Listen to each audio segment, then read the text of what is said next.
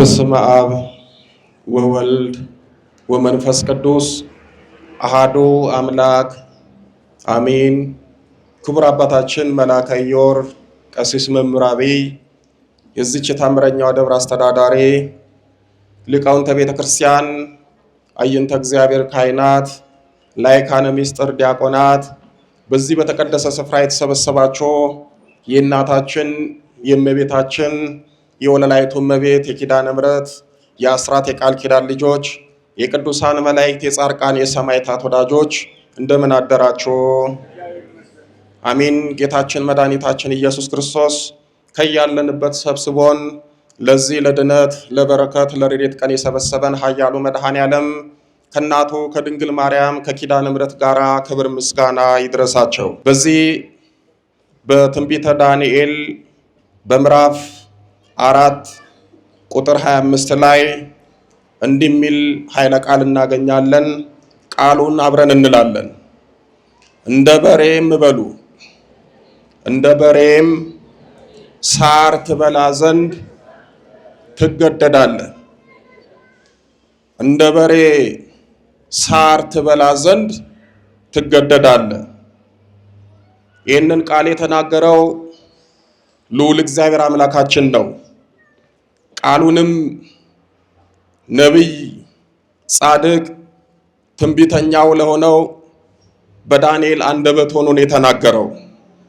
የተነገረለት ደግሞ በባቢሎን ለነገሰው ዓለምን እንደ ሰም አቅልጦ እንደ ገል ቀጥቅጦ ለገዛው ለናቡከደነጾር ነው። እግዚአብሔር አምላካችን በነቢየ እግዚአብሔር በቅዱስ ዳንኤል አንደበት ለናቡከደነጾር እንደ በሬ ሳር ትበላ ዘንድ ትገደዳለህ አለው። እግዚአብሔር አምላካችን ለናቡከደነጾር እንደ በሬ ሳር ትበላ ዘንድ ትገደዳለህ ብሎ ለምን እንደተናገረ እናያለን። ልብ ካላችሁ እንደ በሬ ሳር ትበላ ዘንድ ትገደዳለህ ማለት ሰው ሆነ እንደ እንስሳ ሳር ትበላለህ፣ ወይም ደግሞ ሰው ሆነ አርአያክ ወይም ደግሞ ሰብና ወይም ደግሞ ሰውነት አካል ከሰውነት ወደ እንስሳነት ተቀይሮ እንስሳ ሆነ ሳር ትበላለህ፣ ሳር ትግጣለህ። ትላንት የጣመውን የላመውን ከሰው ልጆችም በላይ የሆነውን የፈለከውን የምትሻውን ትበላለህ። አሁን ግን የምትበላው ምግብ የምትጠጣውም ደግሞ ደስ የሚያሰኝን ነገር ሳይሆን እንስሶች የሚበሉትን እንስሶች የሚግጡትን ሳር ትበላለህ። መብላት ብቻ አይደለም እንድትበላም ትገደዳለህ ብሎ እግዚአብሔር አምላካችን ነገረው። ይሄ ቃል ምናልባት ስንሰማው ልባችንን ክው ጆሮአችንን ጭው ሊያደርግ ይችላል። ለኛ ስላልተነገረን ምንም ላይ መስለን ይችላል። ነገር ግን ለናቡከደነጾር እጅግ በጣም ያስደነገጠው ታላቅ ንግግር ነው። በዚህ በትንቢተ ዳንኤል በምዕራፍ 4 ቁጥር 4 ጀምሮ ስንመለከት እኔ ናቡከደነጾር በቤቴ ደስ ብሎኝ በአዳራሽም ተመችቶኝ ነበር ይላል። ከቃሉ እንደምትሰሙት ናቡከደነጾር በቤቱ ወይም ደግሞ በቤተ መንግስቱ በአዳራሹ በእልፍኙ ደስ ብሎት ተመችቶት ይኖር ነበረ። ናቡከደነጾር የባቢሎን ንጉሥ ነው። በባቢሎን ላይ ያነገሰው የሾመው እግዚአብሔር ነው። እግዚአብሔር ስለሾመው ሁሉን ነገር ስለሰጠው ተመችቶት ደስ ብሎት በቤቱ ይኖራል፣ በአዳራሹ እንደፈለገ ይንፈላሰሳል። ቁጥር 5 ላይ ስንመለከት ህልም አለምኩ፣ እርሷም አስፈራችኝ፣ በአልጋይም ላይ የነበረው ሐሳቤና የራሴ ራእይ አስጨነቀኝ አለ። ናቡከደነጾር በአልጋው ላይ ተኝቶ ህልም አለመ። ያየው ህልም ምናልባት ማንም ሰው እንደሚያየው ቀለል ያለ ህልም አይደለም። ህልሙን ከማየቱ የተነሳ እጅግ በጣም ጨነቀው፣ ጠበበው። ስለዚህ የህልሙን ፍቺ እንዲያስታውቁኝ የባቢሎን ጠቢባን ሁሉ ወደ እኔ ገቡ ዘንድ አዘዝኩ አለ። ህልሙን ካየ ህልሙን ከሰማ በኋላ እጅግ በጣም ስለደነገጠ ስለተሳቀቀ ህልምን የሚፈቱ የባቢሎን ጠቢባንን በሙሉ ህልሙን እንዲፈቱለት ወይም ደግሞ የህልሙን ፍቺ እንዲያሳውቁት እነዛን ሁሉ ጠቢባን ወደ ቤተ መንግስቱ አስገባ። የዛን ጊዜም የህልም ተርጓሚዎች፣ አስማተኞች፣ ከለዳውያንና ቃላተኞች ገቡ። ህልሙንም በፊታቸው ተናገርኩ፣ ፍቺውን ግን አላስታወቁኝም አለ። ናቡከደነጾር ህልም ይፈታሉ ብሎ ያሰባቸውን ጠቢባን በሙሉ አስገባ። ህልሙንም ነገራቸው።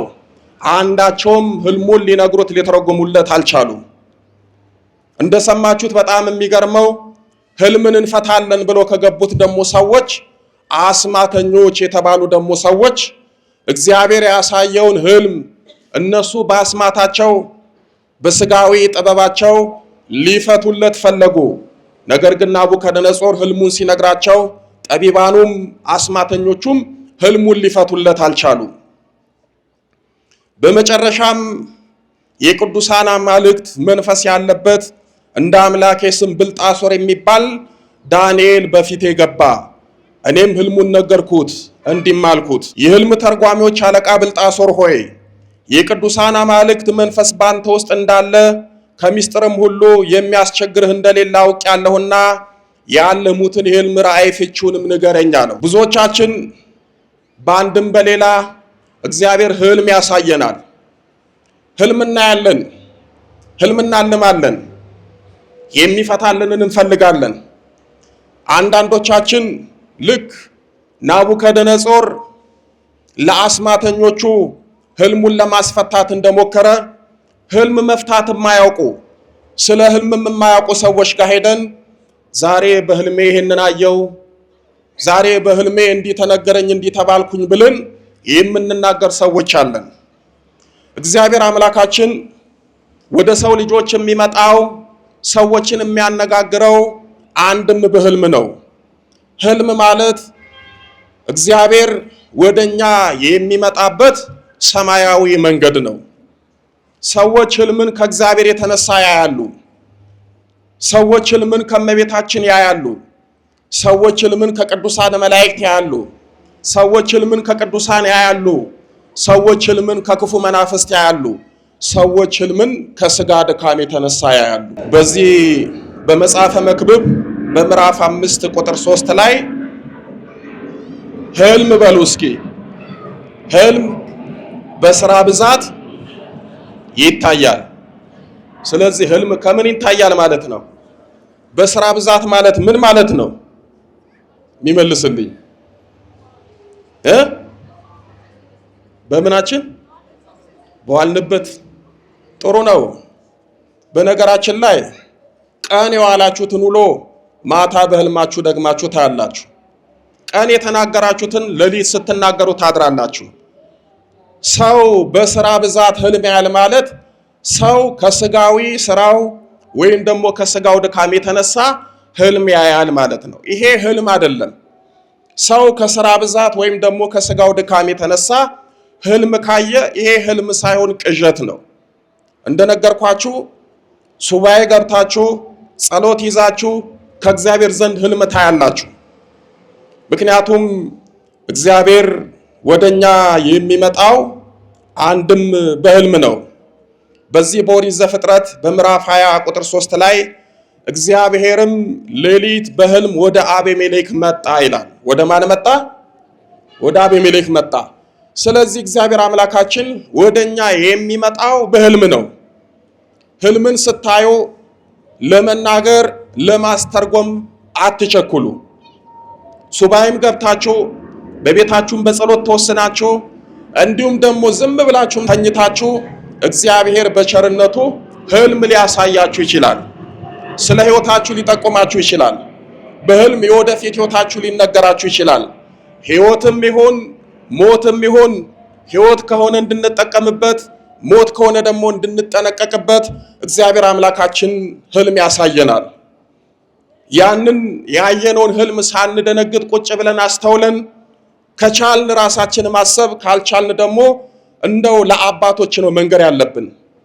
አንዳንዶቻችን ህልም አይተን ጠዋት እስክንናገር የሚያቅበጠብጠን ሰዎች አለን። ሱባኤም ገብተን ጸሎትም ይዘን በድንገት እንኳን አስገራሚ ህልም ካየን በልቦናችን አንይዝም፣ በልቦናችን አናኖርም። ለጓደኛችን፣ ለወዳጃችን፣ ላገኘነውም ሰው እስክንናገር የምንቾክል ሰዎች አለን። ህልማችሁን፣ ሚስጥራችሁን በልቦናችሁ ያዙ። በዚህ በሉቃስ ወንጌል በምዕራፍ 2 ቁጥር 52 ላይ እመቤታችን በልቦናዋ ታኖረው ነበር ይላል። በምን ታኖረው ነበረ? በልቦናዋ። ልጇ አምላክ እንደሆነ ለሰው አልተናገረችም፣ በልቦና አኖረች። እመቤታችን ህልምና ራእይ ስታይ ለሰው አትናገርም፣ ዝም ነው የምትለው። እንደነገርኳችሁ እግዚአብሔር ብዙ ሚስጥር በህልም ይገልጽልናል።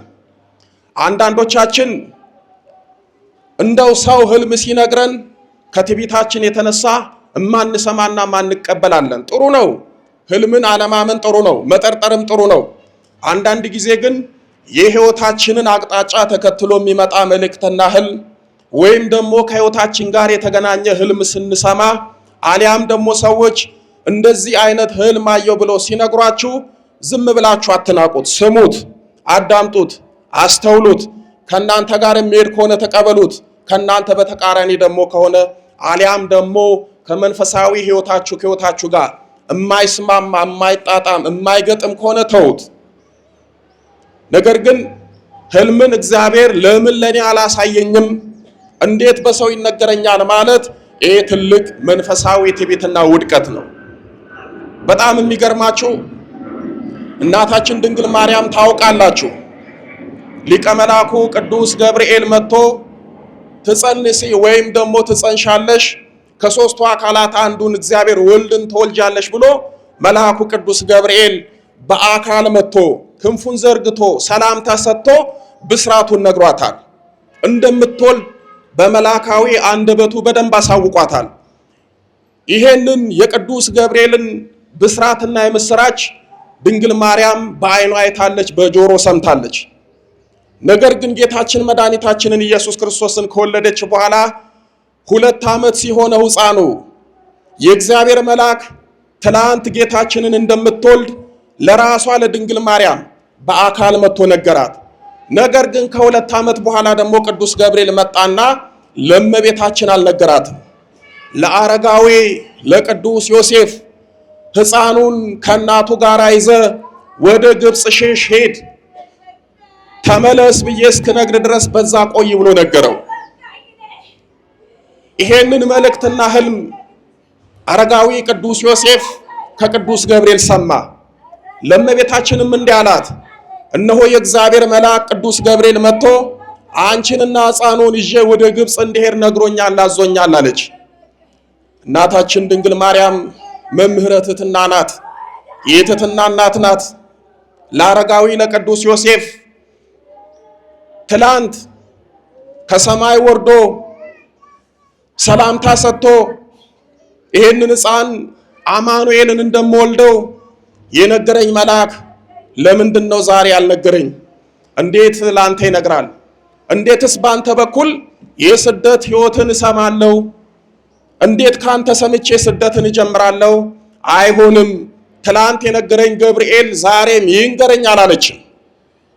እሺ ብላ ሰማች። አረጋዊ ቅዱስ ዮሴፍ የነገራትን ህልም ተቀበለች። ከዛ በኋላ ስደት ጀመረች። እንደገና 3 ዓመት ከ6 ወር ወይም ደግሞ 4 ዓመት ከተንከራተተች ከተሰደደች ብዙ መከራ ከተቀበለች በኋላ እንደገና የእግዚአብሔር መልአክ ለቅዱስ አባታችን ለአረጋዊ ሕፃኑን ከእናቱ ጋር ይዘህ ሂድ፣ ሄሮድስ ሞቷል፣ ተመለሱ ወደ ሀገራችሁ ብሎ ሲነግረው እንደገና ለእመቤታችን ነገረ። ተያይዘው ወደ ሀገራቸው ተመለሱ። ቅዱስ ገብርኤል ትላንት ያበሰራት ዛሬ መንገር አቅቶት አይደለም፣ የእመቤታችን ክብርና ትሕትና ሊያሳውቀን ነው። አንዳንድ ሰዎች አሉ፣ ይጸልያሉ፣ ሱባኤ ገባሉ፣ ይሰግዳሉ፣ በጥሩ መንፈሳዊ ሕይወት ወይም ደረጃ ላይ ናቸው። ነገር ግን የጸሎታቸውን ፍሬና መልስ ለማወቅ እግዚአብሔር በአንድም በሌላ ሰው ሲነግራቸው የምጸልየው እኔ የሚያየው ከሌ እኔ ሱባኤ ገብቼ እኔ አንብቼ እኔ አልቅሼ እግዚአብሔር ለምን አልነገረኝም፣ እመቤታችን ለምን ለኔ አላሳወቀችኝም ብለው ራሳቸውን የሚፈትኑ ሰዎች አሉ። እንደዚህ እንዳትሆኑ። እግዚአብሔር የሚገባችሁ ከሆነ ለራሳችሁ ይነግራችኋል። አንዳንድ ጊዜ እግዚአብሔር አምላክ ድንግል ማርያም ሱባኤ ገብተን የችግሩ ባለቤት የጉዳዩ ባለቤት ችግራችንን ይዘን ሱባኤ ገባነው እኛ ነን። የጸለይነው የሰገድነው የለፋነው የጾምነው እኛ ነን። ለኛ መንገድ ሲገባ ለሌላ ሰው የሚነግሩት አንድም እኛ ህልሙን አይተን እንዳንጠራጠር ነው። ምክንያቱም ስለኛ ችግር የማያውቅ ሰው፣ ስለኛ ችግር ያልሰማ ሰው፣ የኛን ጉዳያችን የማያውቅ ሰው፣ እኛ ግን ችግራችንን ይዘን ሱባኤ ገብተን ጸሎት ይዘን በነበርንበት ሰዓት አንድ ሰው ወይም አንድ ሴት መታ እንደው እኮ ይገርማል ዛሬ በህልሜ እንዲህ አየው ወይም ደግሞ ለከሊት እንዲህ በይ ተብዬ መልእክት ተላኩ ተብሎ ሲነገር ያ ነገር ከህይወታችን ጋር ስለሚገናኝ ብንሰማው እንጠቀምበታለን። ስለዚህ አንዳንድ ጊዜ የራሳችንን ህልም እንዳንጠራጠር እግዚአብሔር በሌላ ሰው ይነግረናል። አንድም ደግሞ የዛን ሰው ክብር ሊያሳውቀን በዛ ሰው መልእክት ይልክልናል። እንደነገርኳችሁ እግዚአብሔር ካስፈለገው ለራሳችን ይነግረናል፣ አሊያም ደግሞ በአንድ ወዳጁ በኩል ይነግረናል። ስለዚህ ህልምን ሁሉ ማመንም መጠራጠርም አያስፈልግም። ከኛ ጋር የሚስማማውን አስበንበት ልንጠቀም ይገባል። በዚህ በቁጥር 9 ላይ የህልም ተርጓሚዎች አለቃ ብልጣሶር ሆይ የቅዱሳን አማልክት መንፈስ ባንተ ውስጥ እንዳለ ከሚስጥራት ሁሉ የሚያስቸግር እንደሌለ አውቄአለሁ። ያለምኩት የህልም ትርጓሜ ፍቺውንም ንገረኝ አለው። የራሴ ራእይ በአልጋዬ ላይ ነበረ፣ እነሆ በምድር መካከል ዛፍ አየሁ አለ። ምን አየሁ አለ? ዛፍ አየሁ። ቁመቱም እጅግ ረጅም ነበረ፣ ዛፉም ትልቅ ሆነ በረታም፣ ቁመቱም እስከ ሰማይ ደረሰ፣ መልኩም እስከ ምድር ሁሉ ዳርቻ ድረስ ታየ። ቅጠሉም የተዋበ ነበረ፣ ፍሬውም ብዙ ነበረ፣ ለሁሉም መብል ነበረበት። ከጥላውም በታች የምድር አራዊት ያርፉበት ነበር። በቅርንጫፎቹም ውስጥ የሰማይ ወፎች ይቀመጡ ነበረ። ስጋ ለባሹ ሁሉ ከእርሱ ይበላ ነበረ። በአልጋይም ላይ በራሴ ራእይ አየሁ፣ እነሆ አንድ ቅዱስ ጠባቂ ከሰማይ ወረደ ይላል። ማን ወረደ? አንድ ቅዱስ ጠባቂ ከሰማይ ወረደ። እሱ ይሄንን ህልም የነገርኳችሁን እያለመ ሳለ በመሃል ህልሙን ሳይጨርስ አንድ ቅዱስ ጠባቂ ከሰማይ ወረደ። ያ ቅዱስ ጠባቂ ከሰማይ የወረደው ገናናው መልአክ ሊቀ መላኩ ቅዱስ ገብርኤል ነው። በታላቅ ድምፅም እየጮኸ እንዲህ አለ፣ ዛፉን ቁረጡ፣ ቅርንጫፉንም ጨፍጭፉ፣ ቅጠሎቹንም አራግፉ፣ ፍሬውንም በትኑ፣ አራዊቱም ከበታች ወፎቹም ከቅርንጫፉ ይሽሹ። ነገር ግን ጉቶ በምድር ውስጥ ተዉት፣ በመክሰም ውስጥ በብረትና በናስ ማሰሪያ ታስሮ ይቆይ፣ በሰማይም ጠል ይረስርስ። እድል ፈንታውም በምድር ሳር ውስጥ ከአራዊት ጋር ይሁን።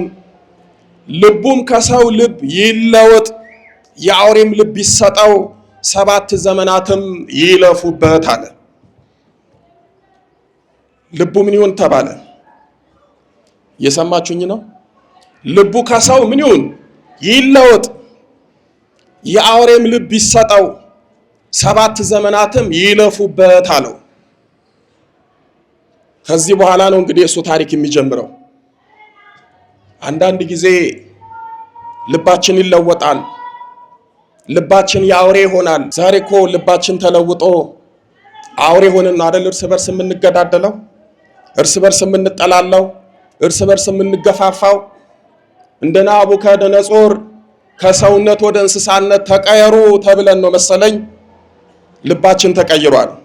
7 ዘመናትም ይለፉበት። ልዑል በሰዎች መንግስት ላይ እንዲሰለጥን ለወደደውም እንዲሰጠው ከሰውም የተዋረደውን እንዲሾምበት ሕያው ያውቅ ዘንድ ይህ ነገር የጠባቂዎች ትእዛዝ ይህም ፍርድ የቅዱሳን ቃል ነው አለ።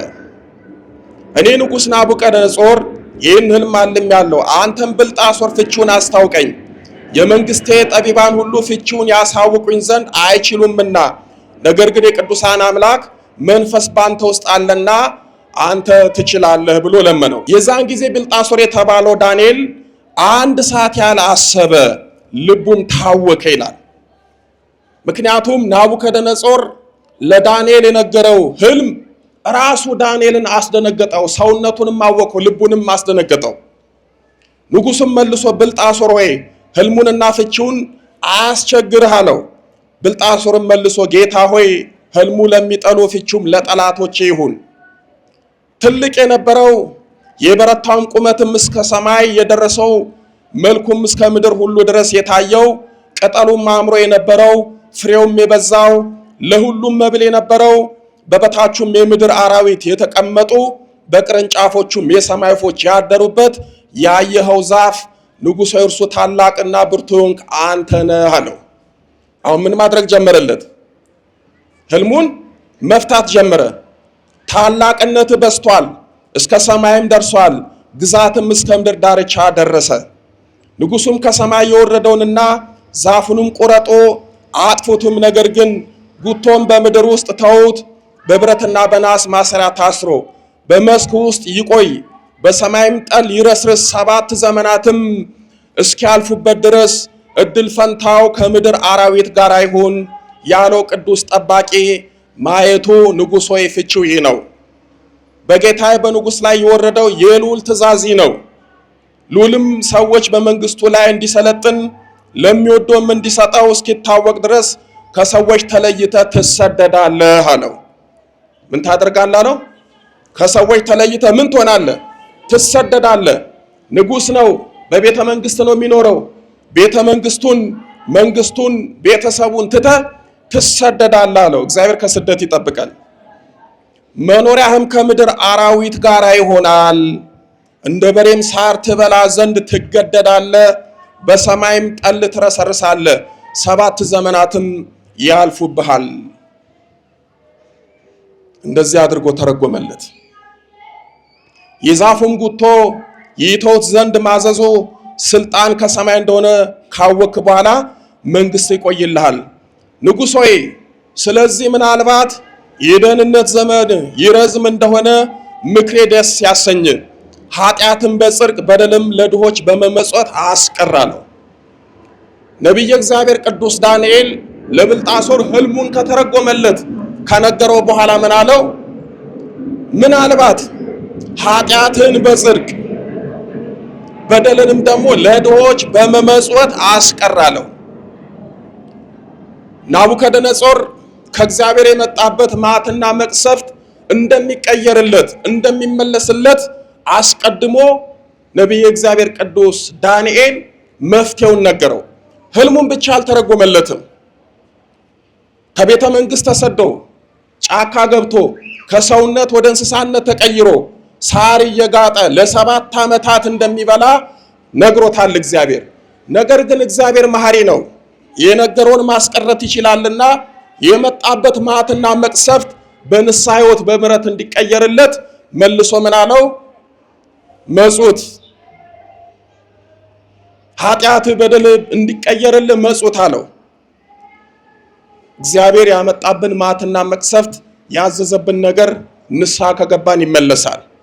እግዚአብሔር ለሞት እንኳን አንድ ነገር ቢያዝብን ንስሐ ከገባን ከመጸወትን ለድሆች ከሰጠን እግዚአብሔር አምላክ ፊቱን በቸርነቱ ይመልሳል። ይህ ሁሉ በንጉሱ በናቡከደነፆር ላይ ደረሰ ይላል። ዳንኤል የነገረውን ነገር ስላልሰማ ደረሰ። እዚህ ቁጥር 29 ላይ እንዲህ ይላል፣ ከ12 ወር በኋላ በባቢሎን ቤተ መንግስት ሰገነት ላይ ይመላለስ ነበረ። ንጉሱም አለ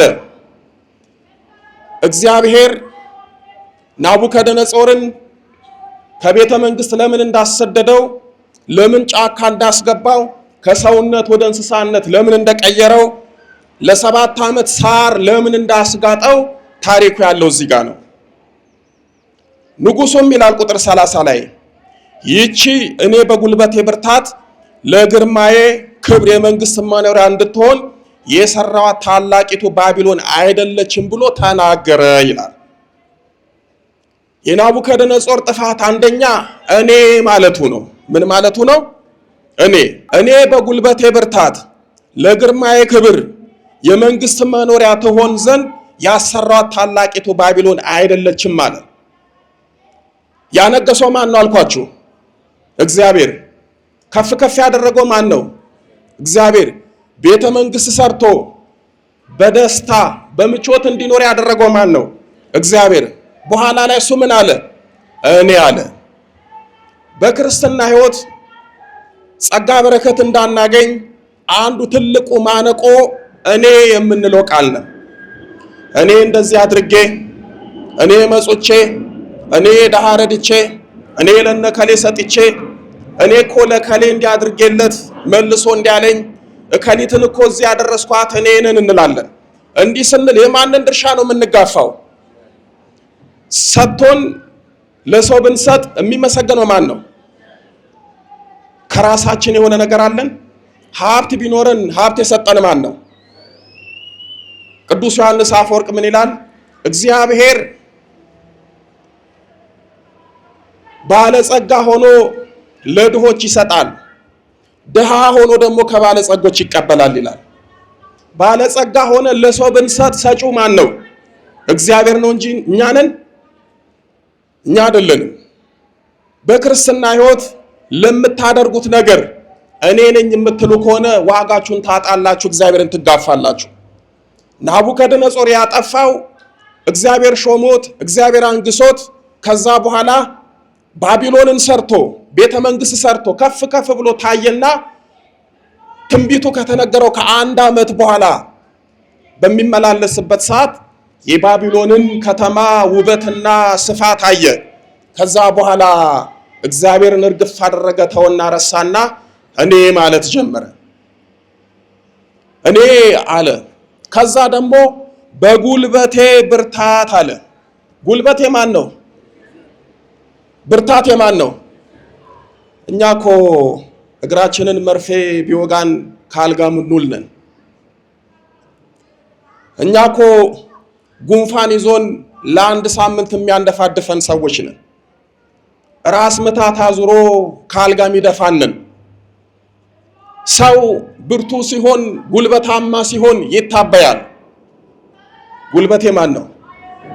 ቅዱስ ጳውሎስ የሚመካ በማን ይመካ አለ? በእግዚአብሔር ይመካ። በራሳችሁ አትመኩ፣ በብሔራችሁ አትመኩ፣ በዘራችሁ አትመኩ፣ በሀብታችሁ አትመኩ፣ በባለስልጣን ዘመዳችሁ አትመኩ፣ በወገናችሁ አትመኩ። በማን ተመኩ? በእግዚአብሔር። እግዚአብሔርን የተመካ ሰው ምንም አይሆንም። እግዚአብሔርን የተደገፈ ሰው አይወድቅም። ብዙዎቻችን ሰዎችን እንደምንመካው ሰዎችን ተስፋ እንደምናደርገው እግዚአብሔርን ብንመካ እግዚአብሔርን ተስፋ ብናደርግ ብዙ ነገር እናገኝ ነበር። ናቡከደነጾር አንደኛ ነው ያለ። ሁለተኛ በጉልበቴ ብርታት አለ። እግዚአብሔር ጉልበት እንደሰጠው ብርታት እንደሰጠው ያችን ከተማ እንዳሰራው አላወቀም። ስለዚህ በጉልበቴ ብርታት፣ ከዛ ደግሞ ለግርማዬ ክብር አለ። ሰው ግርማው ማን ነው? ክብሩ ማን ነው? ምን ክብር አለን እኛ? ክብራችን እግዚአብሔር አይደል? ምን ግርማ አለን? ግርማችን ማን ነው? እግዚአብሔር ነው። ከዛ ደግሞ ቀጥሎ ምን አለ? ለመንግስት ያለ። እኛ ምን መንግስት አለን? ናቡከደነጾር ዛሬ መንግስት የለውም፣ አልፏል። መንግስታችን የት ነው? በሰማይ ነው። እግዚአብሔር የሚሰጠን ዘላለማዊት ገነት መንግስተ ሰማያት ናት። ስለዚህ ምን አለ? ለመንግስቴ መኖሪያ እንድትሆን ያሰራዋት ታላቂቱ ባቢሎን አይደለችም ብሎ ተናገረ ይላል። ይሄንን ቃል ካንደበቱ ናቡከደነጾር እንዳወጣ ቁጥር 31 ላይ እንዲህ ይላል፣ ቃሉም ገና በንጉሱ አፍ ሳለ ድምፅ ከሰማይ ወደቀና ንጉስ ናቡከደነጾር መንግስት ካንተ ዘንድ አለፈች አለው። መንግስት ካንተ ዘንድ ምን አለች? አለፈች። ተመካ፣ እኔ ነኝ አለ። እግዚአብሔር ረሳ። በዚህን ሰዓት እግዚአብሔር አምላክ ከሰማይ ቃሉን አሰማው። መንግስት አለፈች፣ መንግስት ተተወች። ቤተ መንግስትን ዘመድ ወገኖችን ትተ አሁን የምትከብርበት ጊዜ አይደለም፣ የምትዋረድበት ጊዜ ነው። አሁን ከፍ የምትልበት ጊዜ አይደለም፣ ዝቅ የምትልበት ጊዜ ነው ብሎ እግዚአብሔር ነገረው። ልዑልም በሰዎች መንግስት ላይ እንዲሰለጥን ለሚወደውም እንዲሰጠው እስክታውቅ ድረስ ከሰዎች ተለይተህ ትሰደዳለህ።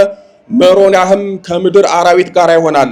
እንደ በሬ ሳር ትበላ ዘንድ ትገደዳለህ። 7 ዘመናትም ያልፉብሃል አለው።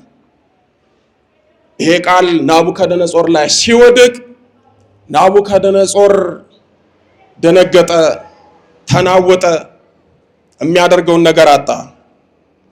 ቁጥር 33 ላይ እንዲህ ይላል፣ ላሳጥርላችሁ። በናቡከደነጾር ላይ ደረሰ። ጠጉሩም እንደ ንስር ጥፍሩም እንደ ወፎች እስኪረዝም ድረስ ከሰዎች ተለይቶ ተሰደደ። እንደ በሬም ሳር በላ፣ አካሉም በሰማይ ጠል ረሰረሰ ይላል። ይሄ ቃል ሲነገረው ናቡከደነጾር ከሰውነት ወደ እንስሳነት ተቀየረ። በሬ ሆነ፣ አካሉን አጣ፣ በሰውነቱ ላይ ጸጉር በቀለበት፣ ጥፍሩም እንደ ወፎች ሆነ። ከቤተ መንግስት ተሰደደና ጫካ ገባ። ምክንያቱም ሰው አይደለም። አሁን ምን ሆነ ማለት ነው? እንስሳ ሆነ፣ ሰውነቱን አጣ። ሰው እግዚአብሔርን ሲበድል ሰውነቱን ያጣል፣ ማንነቱን ያጣል፣ ክብርና ጸጋውን ያጣል፣ ይገፈፋል። ሰው በእግዚአብሔር ላይ በትዕቢት ሲገዳደር እንደዚህ አይነትን ውርደት ይከናነባል። ከዛ ጫካ ገባ። ለ7 ዓመት እንደ እንስሳት ሳር እየጋጠ የመከራ ህይወትን አሳለፈ። በመጨረሻም 7 ዓመት ከሆነው በኋላ ራሱ ናቡከደነጾር በምዕራፍ 34 ላይ ዘመኑም ከተፈጸመ በኋላ እኔ ናቡከደነጾር ዓይኔን ወደ ሰማይ አነሳው አለ። ወዴት አነሳው አለ? ወደ ሰማይ። በፊት ዓይኑን ያነሳው ወይስ ትዕቢቱን ያነሳው? ትዕቢቱን ያነሳው፣ ልቡን ያደነደነው። ቀድሞ ዓይኑን ወደ ሰማይ ቢያነሳ እግዚአብሔር ይመለከተዋል፣ መንግስቱንም ያጸናለት ነበረ። 7 ዓመት ከተቀጣ በኋላ ዓይኑን ወደ ሰማይ ያነሳ። አንዳንዶቻችን እንዲህ ነን አይደል? እግዚአብሔርን የምናይበት ዓይን የለንም። ለምንጸልይበት ጊዜ የለንም። ቤተ ክርስቲያን ለመመላለስ ጊዜ የለንም። እግዚአብሔር ከዕለታት አንድ ቀን ልንሸከመው የማንችለውን መከራ ሲያመጣብን፣ በሽታ ሲያመጣብን፣ በደዌ ሲቀጣን፣ በክፉ መንፈስ ተይዘን ስንሰቃይ፣ የዛን ሰዓት መከራው ፈተናው ሲበዛብን ሲጨንቀን ዓይናችንን ወዴት እናነሳለን? ወደ እግዚአብሔር። ናቡከደነጾር በጭንቁ ሰዓት ዓይኑን ወደ ላይ ያነሳ። እኛም እኮ እንደዚህ ነን። በደናው ሰዓት እጃችንን ዘርግተን ዓይናችንን ቀና አድርገን ወደ ሰማይ ዓይናችንን አናነሳ። አእምሮዬም ተመለሰልኝ አለ። ምን አለ? አእምሮዬ ተመለሰልኝ፣ ልዑልንም ባረኩ፣ ለዘላለም የሚኖረውንም አመሰገንኩ፣ አከበርኩትም። ግዛቱ የዘላለም ግዛት ነውና መንግስቱም ለልጅ ልጅ ነውና አለ። በፊት ክብሬ መንግስቴ አለ። አሁን ደግሞ ምን አለ? መንግስቱ የማን ነው አለ?